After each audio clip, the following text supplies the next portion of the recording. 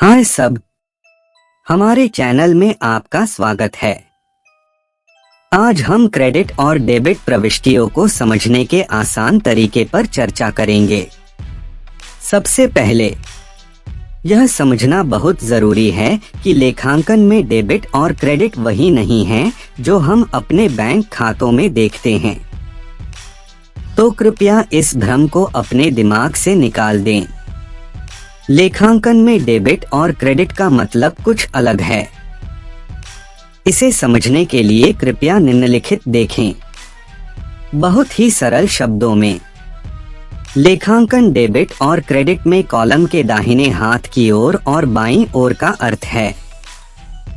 कृपया डेबिट और क्रेडिट को प्लस और माइनस के साथ भ्रमित न करें, क्योंकि यह आपके दिमाग में एक बड़ा भ्रम पैदा कर सकता है।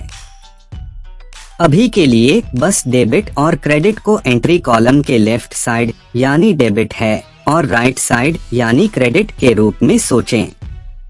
बस एक साइड टिप, डेबिट और क्रेडिट दोनों प्रविष्टियों का मतलब लेखांकन में वृद्धि और कमी हो सकता है। इसलिए दूसरे शब्दों में वृद्धि केवल डेबिट या क्रेडिट से संबंधित नहीं है और कमी के साथ समान है।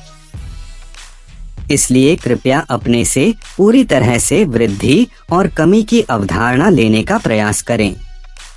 मन और बस स्तंभ के दाएं और बाएं पक्षों पर ध्यान केंद्रित करें। इससे पहले कि हम हैक पर चर्चा शुरू करें, मैं कुछ चीजें लाना चाहूंगा, कृपया उन्हें स्क्रीन पर देखें। एक दोहरी प्रविष्टि लेखांकन में प्रत्येक प्रविष्टि में समान और विपरीत प्रविष्टि होनी चाहिए।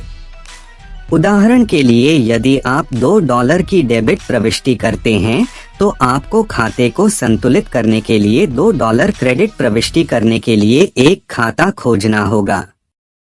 दो सरल लेखा समीकरण है, संपत्ति इज इक्वल टू देनदारियां प्लस मालिकों की इक्विटी। 3 विस्तारित लेखांकन समीकरण है, संपत्ति इज इक्वल टू देनदारियां प्लस मालिकों की इक्विटी प्लस राजस्व व्यय मालिक चित्र। दोस्तों, यह याद रखना या लिखना बहुत महत्वपूर्ण है कि क्या आप दोनों लेखांकन समीकरणों को बना सकते हैं, जो संपत्ति इज इक्वल टू देनदारियां प्लस मालिकों की इक्विटी और विस्तारित लेखांकन समीकरण इज इक्वल टू संपत्ति इज इक्वल टू देनदारियां प्लस मालिकों की इक्विटी प्लस राजस्व व्यय मालिकों के चित्र हैं। डेबिट और क्रेडिट प्रविष्टियों को समझने का सबसे आसान तरीका यह है कि सब कुछ याद रखने के बजाय बस इसे याद रखें या इन दो चीजों को लिख लें और बाकी सब कुछ अपने स्थान पर आ जाएगा। बस इसे याद रखो और बाकी सब भूल जाओ। संपत्ति और व्यय खाते, तो बस लेखा समीकरण से संपत्ति और व्यय खातों को याद रखें या इसे लिख लें। यह भी याद रखें कि किसी व्यवसाय की संपत्ति या व्यय में कोई भी वृद्धि अर्थात धन है हमेशा डेबिट होगी, जो बाएं हाथ की प्रविष्टि है। दोस्तों, यह भी याद रखें कि किसी व्यवसाय की संपत्ति और व्यय में कोई भी कमी यानी माइनस हमेशा एक क्रेडिट यानी दाहिने हाथ की प्रविष्टि होगी। मित्रों, प्रविष्टियां अधिक आसानी से और प्रभावी ढंग से करने के लिए आपको बस इतना ही याद रखना होगा। मैं इसे फिर से दोहराऊंगा आपके लिए, केवल लेखा समीकरण से संपत्ति और व्यय याद रखें। अर्थात किसी व्यवसाय की संपत्ति और व्यय में वृद्धि एक डेबिट प्रविष्टि है और संपत्ति में कमी और व्यवसाय के व्यय एक क्रेडिट प्रविष्टि होगी। इसलिए बढ़ने और घटने के संबंध में जैसा कि हम देख सकते हैं कि हमने पहले क्या चर्चा की है, डेबिट और क्रेडिट दोनों में वृद्धि या कमी हो सकती है। तो दोस्तों, यह हैक था और अकाउंटिंग समीकरण में बाकी सब कुछ है, जो देनदारियों, मालिकों की इक्विटी, राजस्व आदि है।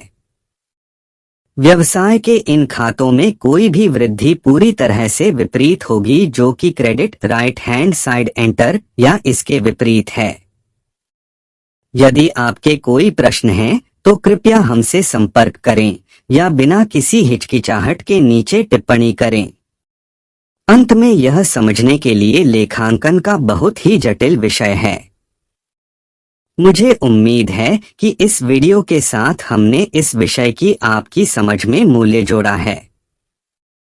देखने के लिए धन्यवाद। इस तरह के और वीडियो के लिए तुरंत सूचित करने के लिए कृपया हमारे चैनल को सब्सक्राइब करें।